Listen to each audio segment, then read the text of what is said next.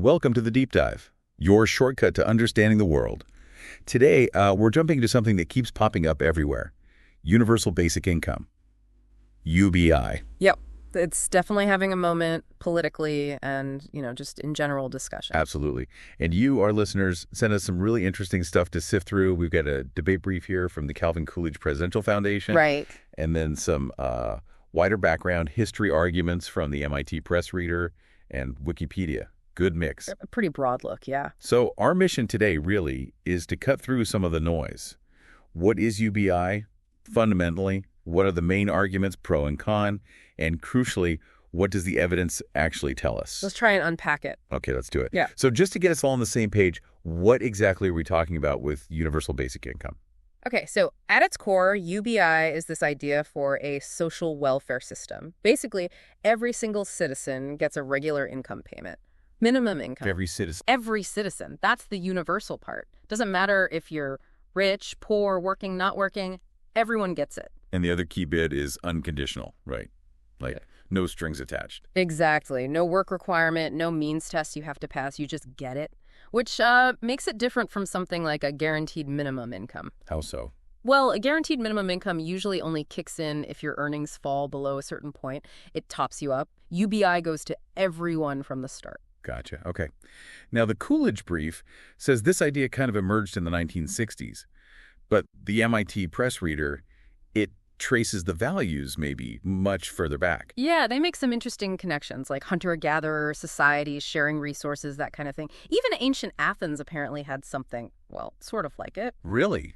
Athens? Yeah, some kind of cash payment for citizens from a city mine. Though, who counted as a citizen back then was obviously very different, very limited. Right, right. But the point is, the basic idea of ensuring survival, sharing wealth, maybe isn't totally new. Exactly. The specific policy, UBI, as we discuss it now, that's more modern.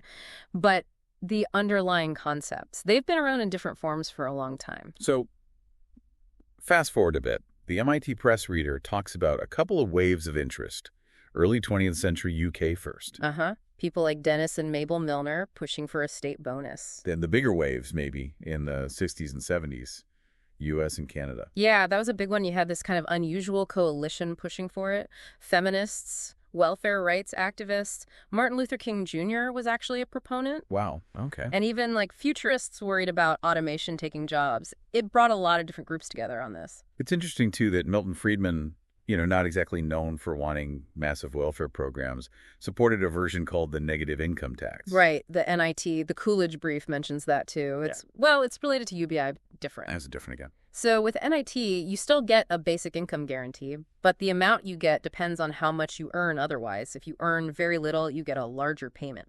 As your own earnings go up, the government payment gets smaller, and eventually it phases out completely once you hit a certain income level. So it's targeted, not quite universal like UBI. Got it. Okay, so let's dig into the arguments for UBI. The Coolidge Foundation brief mentions one big one is, maybe simplifying the welfare system we have now. Yeah, the idea that you could potentially replace a whole tangle of different programs, food stamps, housing assistance, whatever, with just one single cash payment.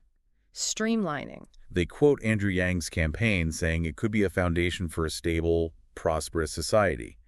And then there's the automation argument again. Right. The fear that robots, AI, they're going to take over a lot of jobs. The McKinsey data they cite suggests pretty big workplace changes are coming. So UBI is like a safety net for that future. That's the idea, a cushion. If traditional jobs become scarcer, people still have some income to survive, maybe retrain, adapt. It's a proactive approach to that potential disruption. Okay, what else? The Coolidge brief also brings up this argument about dignity, respecting people. Yeah, this comes up a lot. Sources like Reason Magazine, the economist Deirdre McCloskey, they argue that just giving people cash, trusting them to spend it how they see fit, is more respectful. As opposed to in-kind benefits, like food vouchers or something, that tell people what they have to spend the aid on. The cash approach treats them like adults capable of making their own choices. That makes sense. Yeah. And they also mentioned fairness, maybe tackling racial and gender wealth gaps, because cash is, cash. Everyone can use it. Exactly. Money's fungible. It's universally useful. And Martin Luther King Jr.'s support is mentioned there, too, seeing it potentially as a way to bridge divides and ensure a basic floor for everyone. So those are some pretty powerful ethical and social arguments. Definitely. It shifts the conversation towards autonomy, trust, and maybe a more direct way to address poverty and inequality. Okay. But obviously it's not all smooth sailing. The Coolidge brief lays out a strong case against UBI too. What's the biggest concern? Probably the number one thing you hear is work incentives. Will people stop working if they get free money? Right. Do we have any evidence on that? Well, they point to those negative income tax experiments from the 70s. Some studies did show a reduction in work hours for recipients. Not huge, but noticeable. And they quote Oren Cass, a policy analyst who argues work is really important, not just for money, but for social connection, skills, long-term well-being. So the fear is dependency. Less work, maybe skills fade, people rely more on the government. That's the core economic critique. The potential impact on the labor market, productivity, it's a major point of debate. And those old experiments, while informative, are also, debated themselves, different contexts. Okay, what else is in the column? Cost, I imagine. Oh, yeah. Cost is massive. Yeah. The UBI Center looked at Andrew Yang's plan, estimated gross costs, something like $2.8 trillion a year. Wow. Trillion with a T. Right. And Wikipedia throws out a figure for a hypothetical $10,000 a year UBI over $3 trillion annually. These are astronomical sums. How on earth would you pay for it? That has to be the biggest hurdle. It's a huge question. Some proponents argue, like we said, you could offset it by cutting existing welfare programs. The Coolidge brief notes the U.S. already spends over $1 trillion a year on its social welfare. But probably not enough to cover the full cost of a UBI. Likely not. So then you're talking new taxes, maybe carbon taxes, value-added taxes, wealth taxes. Lots of ideas, but politically very difficult, and the economic impacts are complex. And the Coolidge brief also makes this point about efficiency, right? If it's universal, even Bill Gates gets a check. Does that make sense? That's another criticism. Is it the best use of resources to send money to people who clearly don't need it, or should aid be more targeted? Okay. One more concern they raise. What if people spend the money badly on things that aren't good for them? Right, the beer and cigarettes argument, basically. They mention how some current programs like TAF have restrictions on purchases, trying to guide spending towards necessities. So it's a question of trust again, but also maybe societal values. Exactly. Individual liberty versus maybe protecting people from themselves or ensuring public money is used responsibly. It's a tricky balance. There was also this utilitarian argument against it in one of the readings. Can you unpack that a bit? Yeah, that's an interesting philosophical take. The basic idea is diminishing marginal utility. Meaning an extra dollar is worth a lot more to someone who's poor than it is to someone who's already rich. So from a pure maximize overall happiness or maximize well-being perspective. Giving everyone the same flat amount might not be the most efficient way to do it. Exactly.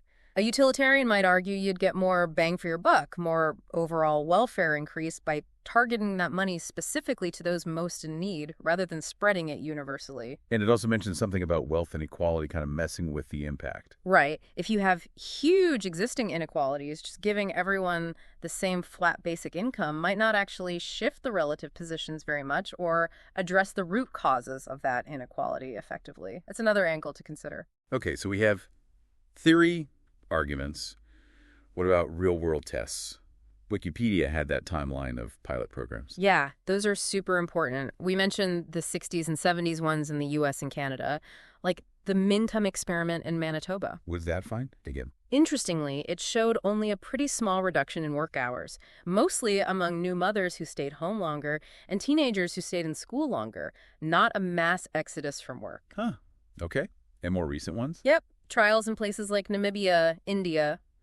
Several ongoing or recent smaller ones in the U.S. too, often city-based. What do those tell us? The results are often, well, mixed and complex. They depend a lot on the design, the amount, the context, but they give us actual data, moving beyond just the theoretical pros and cons. We see effects on health, education, entrepreneurship, as well as work patterns. So it's not just theoretical anymore. There's actual data coming in. There is, and analyzing that data carefully is crucial as this debate continues. Okay, so we've covered a lot of ground here. Let's try and surface, I guess. What's the big picture takeaway for you, our listener? Well, I think it's clear UBI isn't simple. It's got this long, tangled history, really compelling arguments on both sides. Yeah, you've got the arguments about reducing poverty, enhancing dignity, maybe future-proofing against automation. Those are powerful. But then you have the very real concerns about cost, about work incentives, about how it gets funded, potential misuse. Those are serious hurdles. And the evidence from the real world, from these experiments, it's valuable. But it's not always giving us perfectly clear yes or no answers, is it? Not usually, no. It often highlights the nuances, the trade-off. Here's what I find really interesting, though. Just debating UBI, whether it's universal or targeted, it forces us to ask some really big questions. Like what? Like, what is the future of work? What responsibility does government have or society have to make sure everyone has a basic standard of living? What does a fair society even look like in the 21st century? Absolutely. It pushes us to confront those fundamental issues. There are no easy answers, and the right model, if there even is one, is definitely still being figured out through discussion and these ongoing experiments. So, we hope this deep dive gave you a better handle on the key arguments, the evidence, the whole landscape around universal basic income. It's definitely a conversation that isn't going away anytime soon. Especially as technology keeps changing things so rapidly. Now, as the currents of curiosity still ripple within you, and the quest for knowledge beckons, we at the All Sorts podcast invite you to amplify the insights we've explored today. If this deep dive into universal basic income has illuminated new pathways of understanding, we encourage you to share that light with others. Yeah, definitely spread the word. Like, subscribe, and become a part of the All Sorts podcast community on YouTube. Your simple click helps others discover these explorations.